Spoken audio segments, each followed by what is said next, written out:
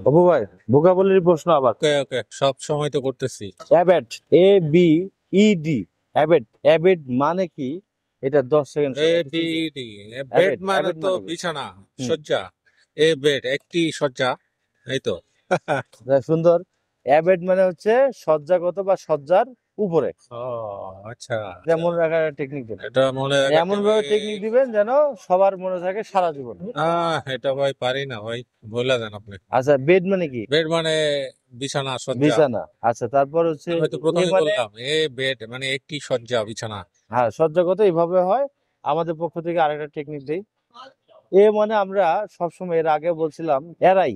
এরাই। এ মানে হলো ঐশ্বরিয়া, রাই মানে রাই। ঐশ্বরিয়া রাই নাচে আঁকা বাঁকা করে, এরাই মানে আঁকা বাঁকা। টাকা। তো এখানে আমরা এ দিয়ে আমরা আবার ঐশ্বরিয়া ধরলাম। হ্যাঁ হুম, হ্যাঁ। ঐশ্বরিয়া। ঐশ্বরিয়া বিছানায়, বেড মানে বিছানা, তাহলে ঐশ্বরিয়া ঐশ্বরিয়া কোথায়? বিছানায় শুয়ে বিছানায়। এ আছে। মানে ঐশ্বরিয়া, বেড মানে বিছানা, তাহলে ঐশ্বরিয়া ঐশ্বরিয়া বিছানায়। রায় বিছানায় শুয়ে আছে। অ্যাবেট, অ্যাবেট মানে হচ্ছে এতে ঐশ্বরিয়া, আর বেড মানে বিছানা, শয্যা। ঐশ্বরিয়া রায় শয্যায় শুয়ে আছে বা শয্যাগত। তাহলে উত্তর শয্যার উপরে শয্যাগত। হ্যাঁ, এই অ্যাবেট টেকনিক ভালো লাগছে? শয্যার উপরে শয্যাগত। হ্যাঁ, টেকনিক তো ভালো। তাহলে মনে থাকবা। হ্যাঁ, ওকে। এতে ঐশ্বরিয়া বেডে শয্যাগত, ঐশ্বরিয়া রায় বিছানায় শয্যাগত।